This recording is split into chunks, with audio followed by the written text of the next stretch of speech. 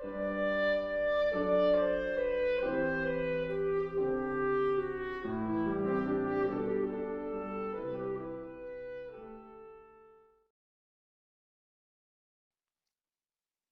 tonight I thought we'd talk about stalking the elusive ego. You wouldn't think the ego would be elusive. It's sort of, there's a sense of it being in your face all the time. And yet, when we go looking for it, it can be surprisingly hard to find. So I was reminded, I think I only went to summer camp once in my life for 2 weeks or something. But there was a prank that they'd play on first timers by the kids that had already been to summer camp the year before. And the prank was to send the newbies out in the woods in the middle of the night on a snipe hunt. And, you were told to go out into the woods with your pillowcase and wait for the snipe to come by and throw the pillowcase over them and bring them back to camp. That was the game. And of course, there was no such thing as a snipe. I mean, there actually is a bird called snipe, but that's not what this was about. And so you spent half the night out in the woods, cold, alone, maybe a little afraid too. And then you'd sort of, sheepishly come back into the camp with an empty pillowcase, and then you'd get laughed at. That was the prank. So Ramana asked the familiar question, ask yourself, who am I? And in some sense, it takes us on a similar journey, right? We go sort of exploring after who is this I, and we might find ourselves for weeks, months, maybe even years, feeling like we were lost in the woods and alone, and maybe even a little afraid of what we might find if we actually found this somewhat elusive sense of I. So, when we go looking for it, it turns out that it's as elusive as the mystical snipe out in the woods. So it's not that Ramana Maharshi was trying to mislead anybody, take them on a prank. It's just that the people that listen to that directive, who am I? Ask yourself, who am I? Um, um, Misinterpreted or had faulty ideas about what this I really is, which is an odd thing because we use the word I maybe as much as almost any word in our language. I did this, I thought that. So we refer to this I, the sense of I, hundreds of times during the day, probably millions of times during our life. And then when someone like Ramana comes along and asks, well, who is that? We find ourselves surprisingly unable to talk about it, point to it. And so one time there was a student of Trungpa Rinpoche that was asking him about how to get rid of his ego, and Trungpa Rinpoche just said, well, show it to me and I'll stomp it out right here and now. Right? So, but that's the difficulty, right? That we can talk about it, but in terms of actually locating it, we find that really difficult to do. But still, there is this sense of I. There's an undeniable sense of I, this sense of presence here. I exist now. There's a sense of self here somewhere, right? And so we conclude that it's certainly here, it's undoubtedly here in the body somewhere, probably in our mind. There's uh,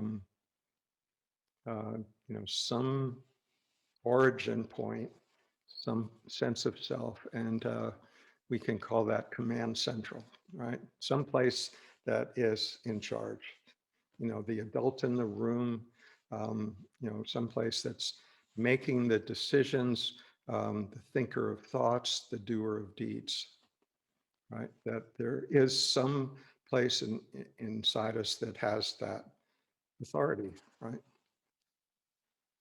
Um, and in terms of the body, I mean, generally, not always, but generally the body um, tends to go along with, let's call it our intentions. What command central wants, the body more or less does. Um, Not always, but a lot of the times. The difficulty has to do much more with the mind, right? The mind is more problematic. So we spend a lot more time and effort trying to manage our mental activity, right? Keep it on the straight and narrow, calm, centered, comfortable. That's the goal. So this command central sort of imagine itself as um,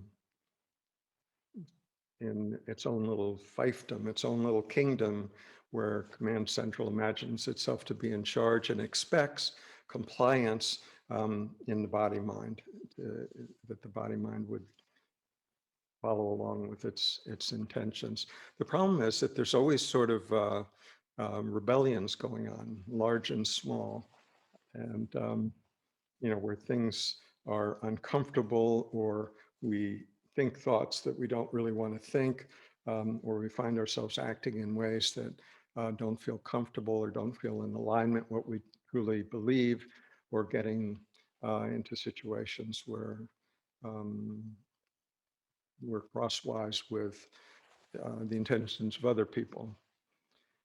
So there's a sense of rebellions always happening, and this command central trying to manage those.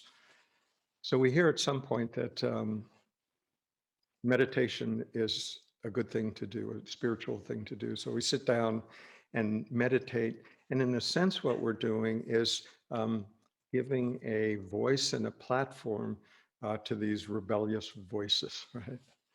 And they take advantage of that, right? They'll speak up, and um, we, when we were expecting greater peace and joy and bliss, that may happen, and what may also happen is these rebellious voices that have been camped down over lifetimes um, may speak up.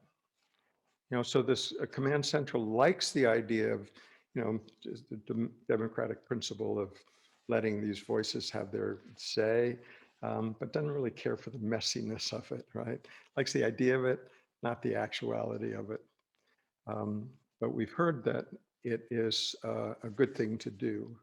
And it's also a good thing to do to try to get rid of this uh, ego. We don't quite know what ego means, but we've heard it's a good idea to try to get rid of it.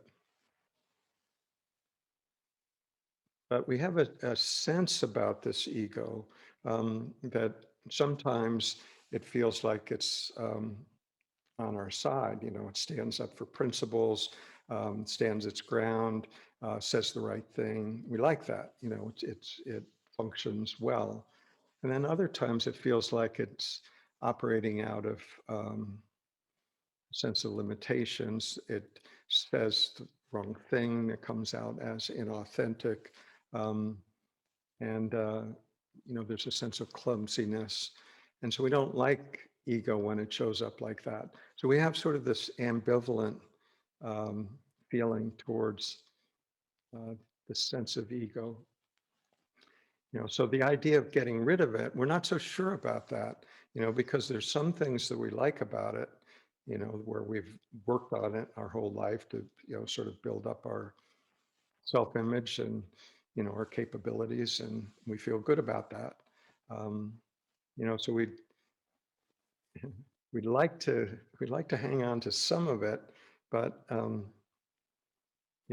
we hear the spiritual directive that it's not a good thing and we should try to get rid of it. So it's a confusing um, directive about spirituality. Like how would you even go about doing that? I mean, if we can't quite get a handle on what it is, um, and then we're ambivalent about its function, um, how do we even deal with that? How do we go about that? How do we make any sense of that spiritual directive? So rather than trying to get rid of the ego, it would be much more useful to really look at it to see what it actually is. And one of the things that we discover is that you can't pin it down, can't quite find it. We can see lots of evidence that it's there, almost like seeing scat in the woods. There's evidence that there's something about, but we don't ever quite come across that um, formation within ourselves that we could say, there's ego right there. We can see its functions. We can see its sort of the debris that it leaves behind. And by that, I mean just, everything. Memories, ideas, concepts, beliefs, regrets, hopes, dreams, fears, um, what ifs, philosophies, ambitions, lost loves. I mean, there's all of those things are um, things that we can notice, identify, but where's ego? So it seems like, I mean, there's probably lots of ways to look at it, but for the purposes tonight, we could say, well, we can call ego all of those ways that we identify with ourselves, including our name and our profession, everything, different ways that we identify ourselves, sort of infused with a sense of I. And then that package um, we refer to as ego. But ego is sort of like a conglomerate concept that we um, settle in over all of those different ways that we might think about ourselves, um, and then give it a reality, and then think we have to get rid of it. So, we end up in a situation where we think that it's somehow spiritually advantaged to get rid of a conglomerate concept about things that we believe identify us. So you can see that we've built a concept on a concept. So you could say the concept of ego is sort of a second generation of concept. First concept are, memories, ideas, beliefs, etc. And then we have a overriding umbrella concept called ego, where we package all those up um, and then give it a name. And then somehow the sense of I is still lingering here in the body, so we add that to the mix, and that gives that sense of an internal self-entity some reality. Right? That's what I am. I have this. Um, I have this ego. So from the point of view of sort of command central, high above the adult in the room, this ego is sort of like an unruly, not totally reliable part of ourself. Um, but we feel like, yeah, it's unruly, but hey, it's what I am. So we don't totally embrace it, but we're not ready to dismiss it either. So from the point of view of this command central, there's a sense of superiority, hoping to sort of keep this ego in line, maybe improve it a bit. Um, but um, it's still functional.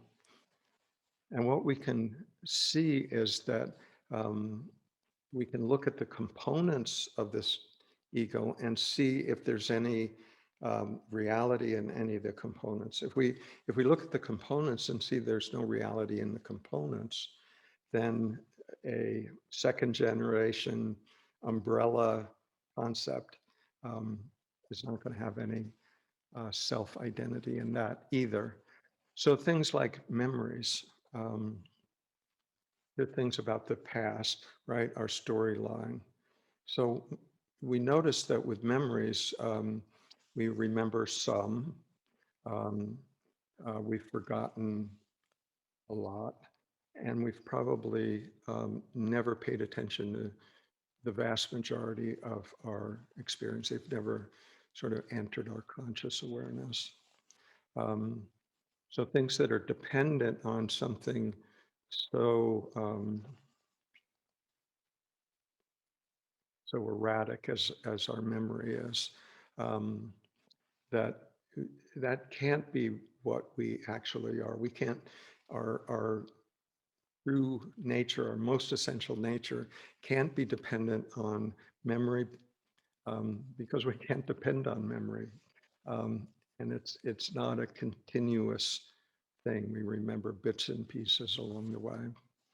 Um, we could say, well, how about ideas and concepts and beliefs, philosophies that, that feels, um, true, can my identity be housed there?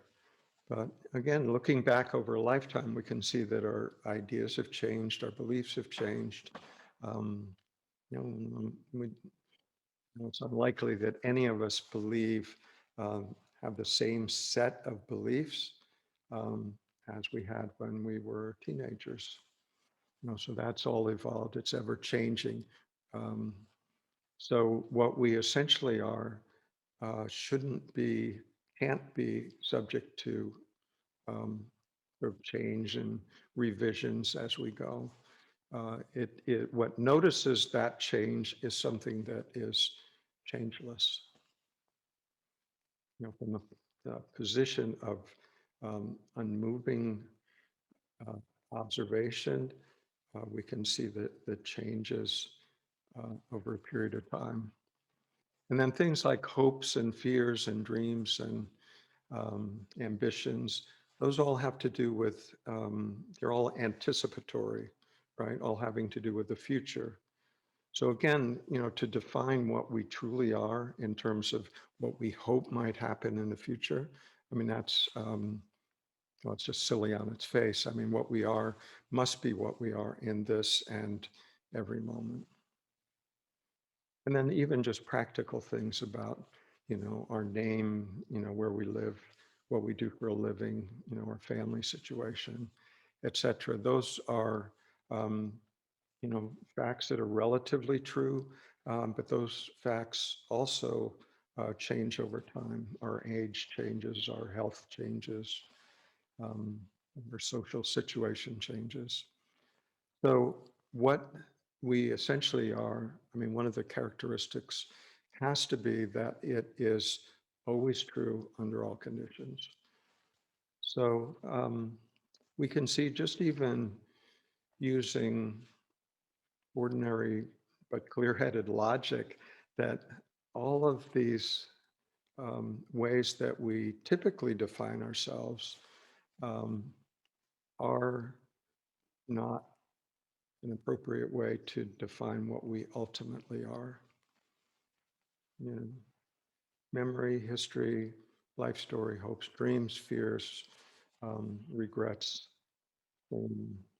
ambition, all of those things um, come and go. They're not what we are all the time under all conditions.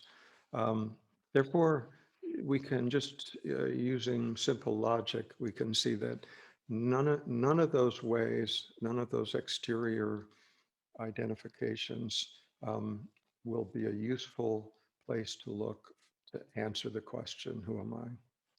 So that's good information. That saves a lot of time. You know, we can just set all of that aside, not in the past, not in the future, not in concepts, not in our situational status. All of that can be set aside, and which frees up um, our time and energy to look um, in a much more focused way.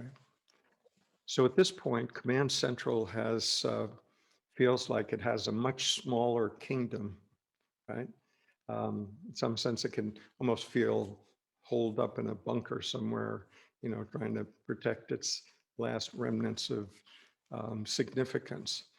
And what is, it doesn't mean that the ego has gone away. It doesn't mean that it doesn't still function at this point, but we just see that our true identity can't be housed in a concept that's based on um, uh, elements that are not ultimately real, right? Relatively real, but not ultimately real.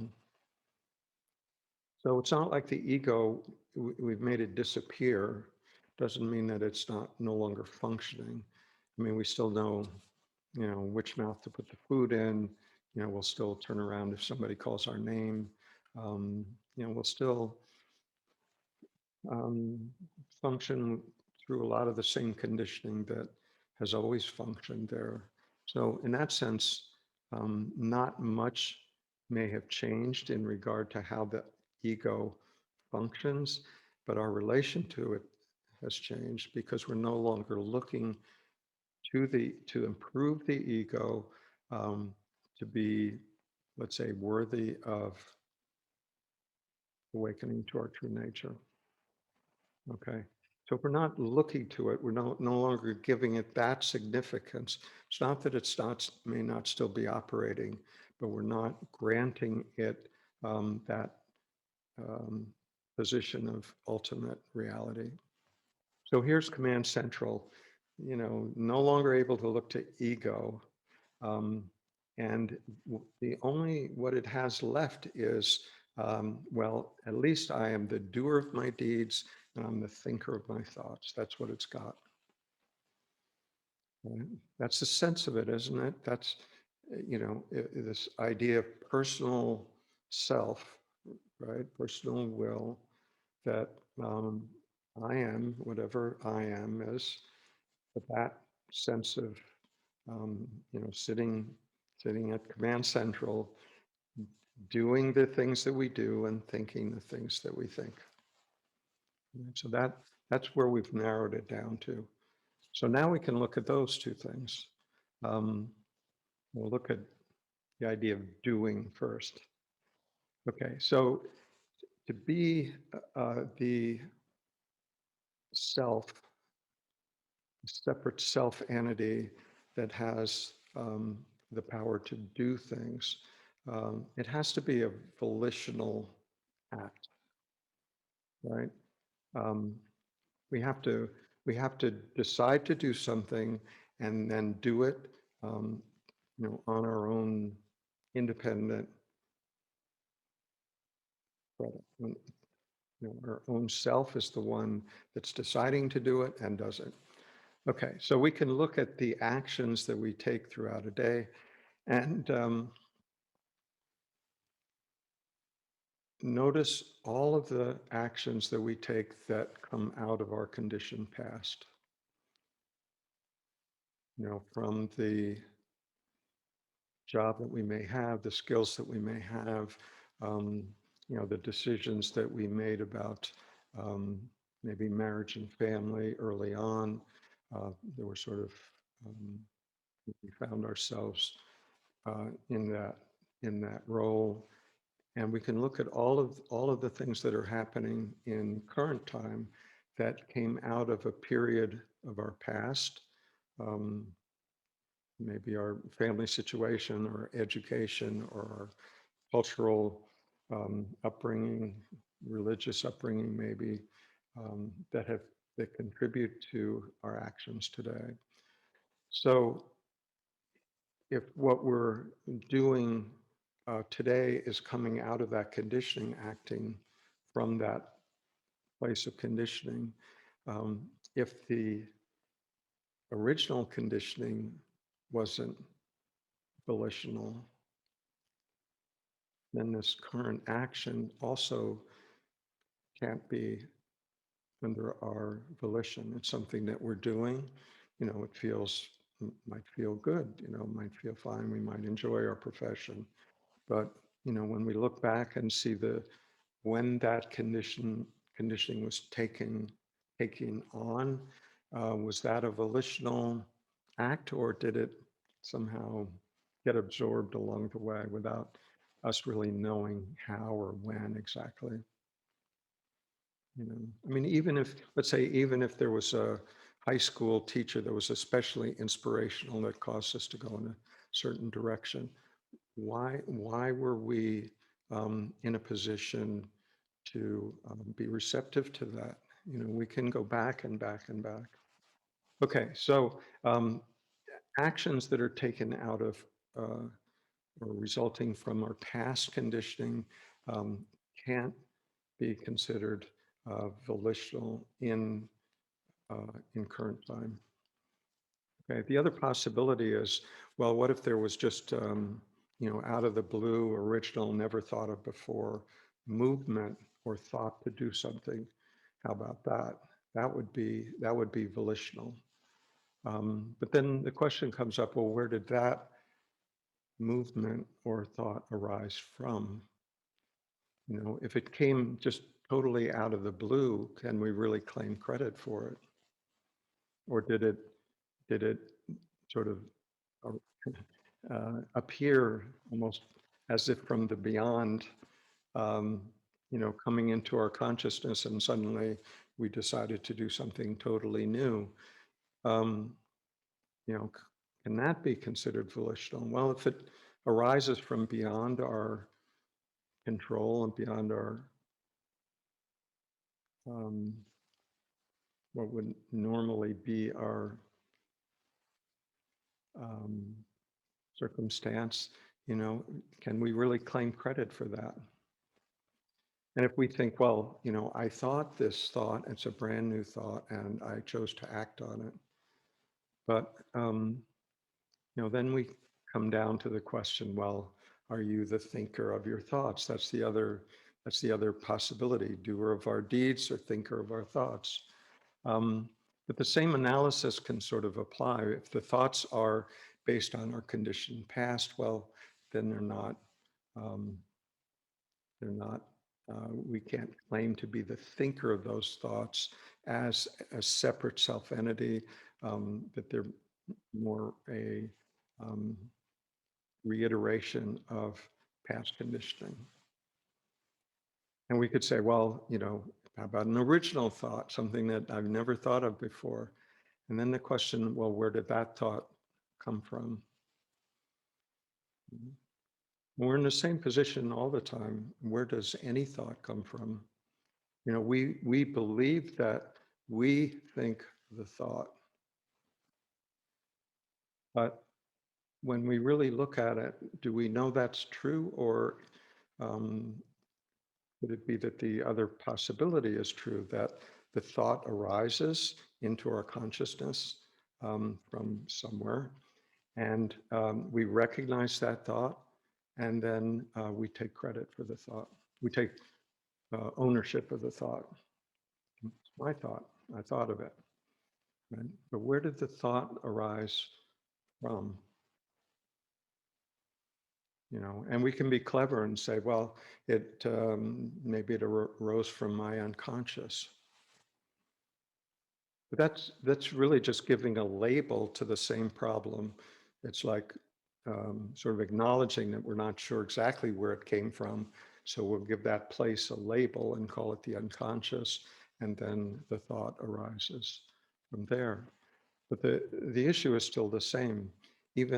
Even if that were true, that the thought arises from the unconscious, where did that thought originate from? Where was the very, very original thought, and what caused that to arise?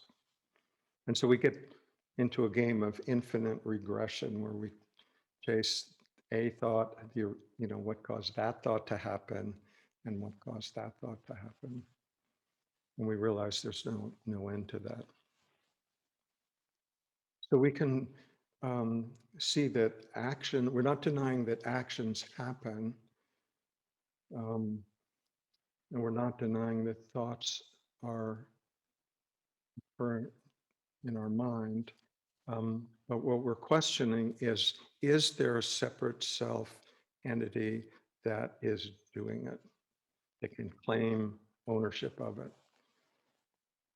And that's where uh, that's the whole basis for this idea of command central, the doer of our deeds and the thinker of our thoughts.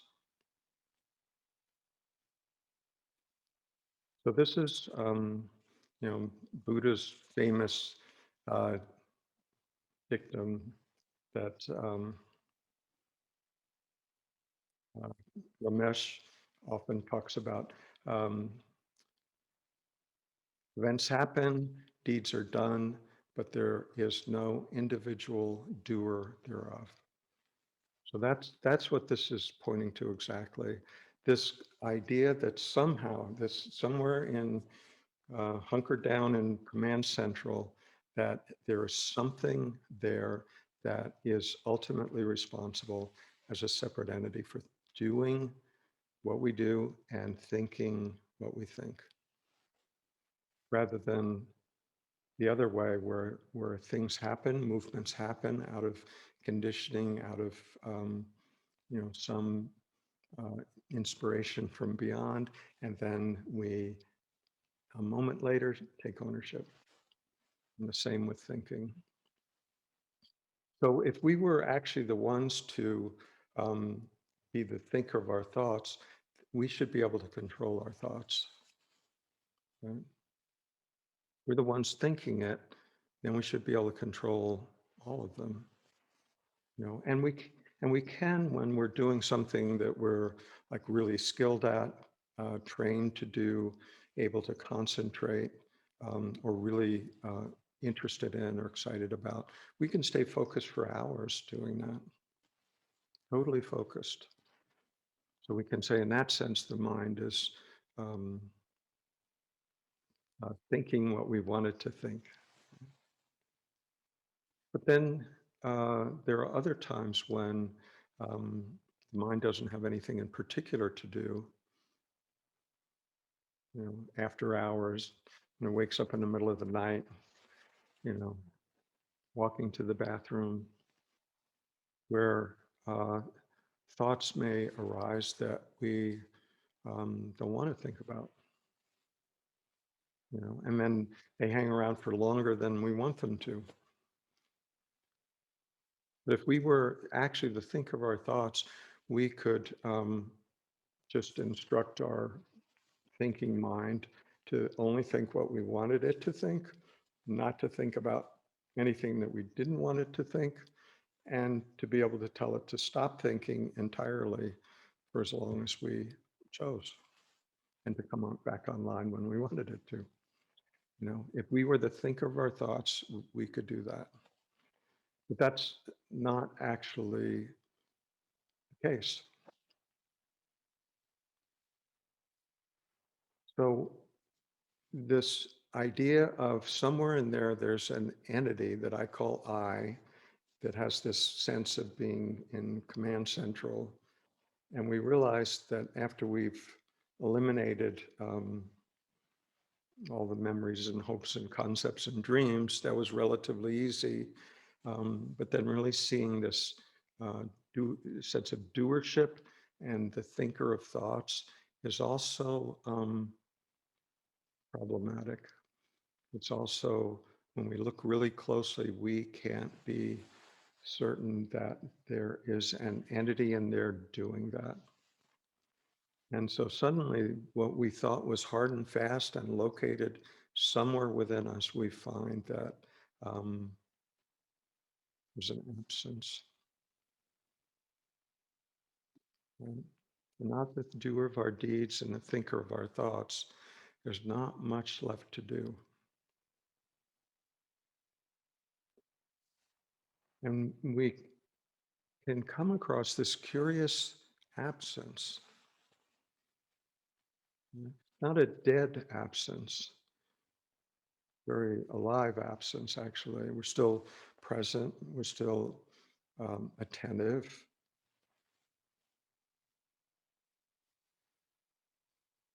But what's no longer there is the belief that there is an entity somewhere inside us that is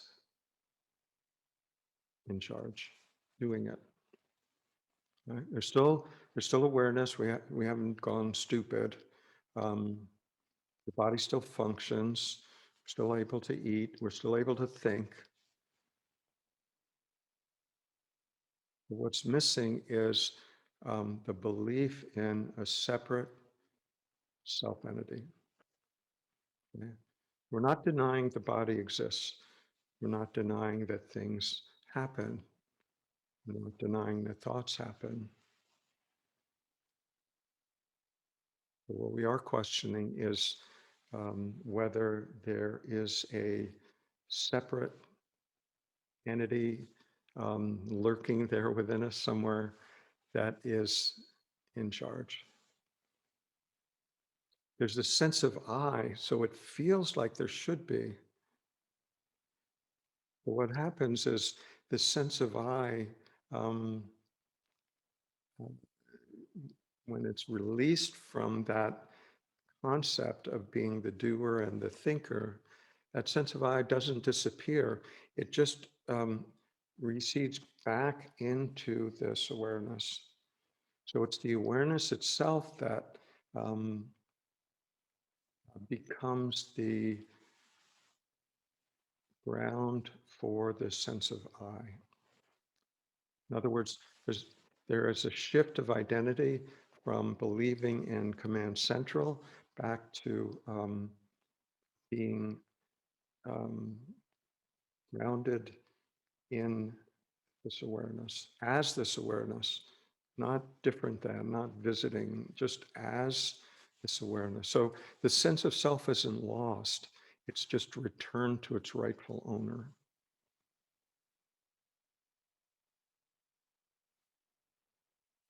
And when we come back to that, um, it's not like the ego and the conditioning, none of that, may disappear overnight. It may gradually diminish in its insistence and how things are done. But it still is functioning. We still have a personality. We still have a name. We still have a job. We still can able to do things. But it's not that our fundamental identity is housed there. We can still function through that, actually function more effectively because we don't um, squander all that time and energy worrying about our appearance or whether we're doing it right or hoping things will turn out our way, regretting things in the past, dreaming about things that aren't true. We save all of that time and energy. We can still function perfectly well through this form, recognizing all the while that what we essentially are is formless. And it's the formless that has the capacity to receive the expression of form, right? So form um, appears within awareness, right? It's the only place it appears.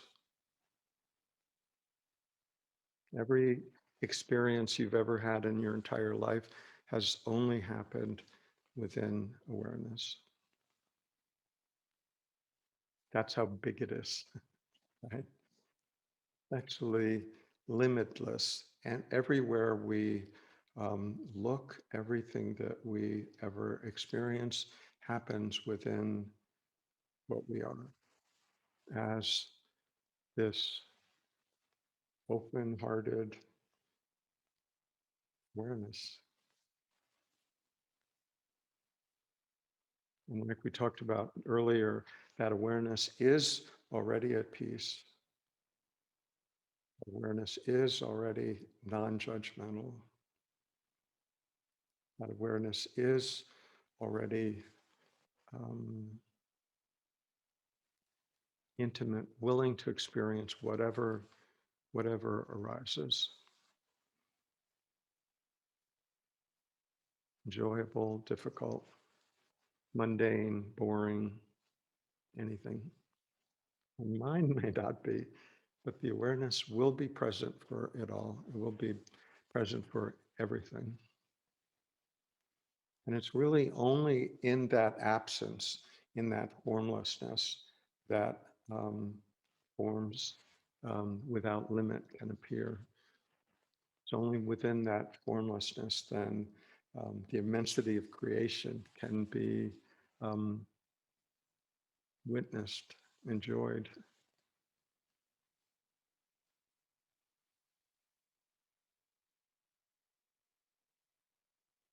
This formless awareness is how we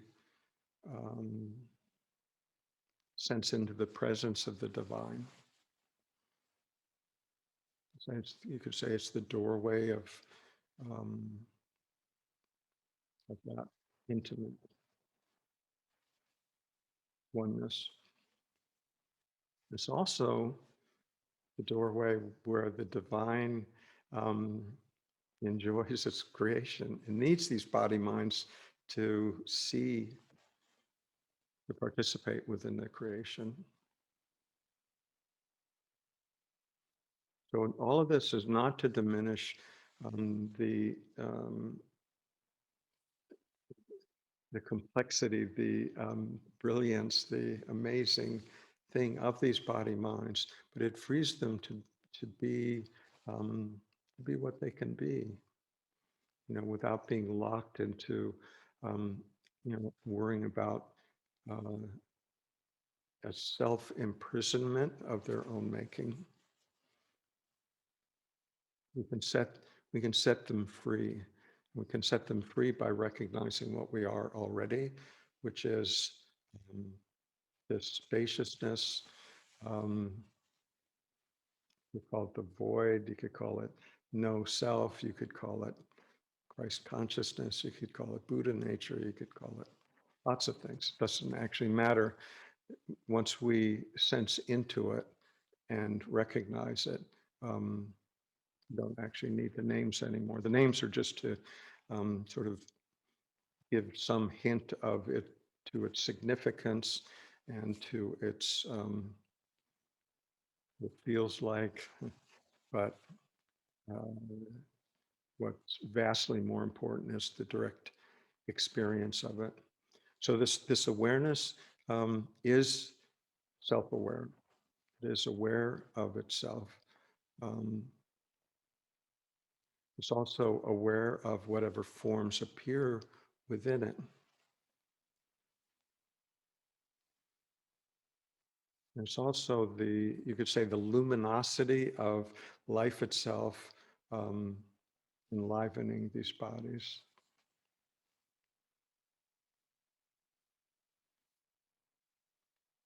So we can, when we step back into that and recognize it, get a good glimpse of it, it's self-confirming. There's no doubt that that awareness recognizing itself. What may take some time is to understand the full implications of that with regard to this body mind in this lifetime. That may take some time.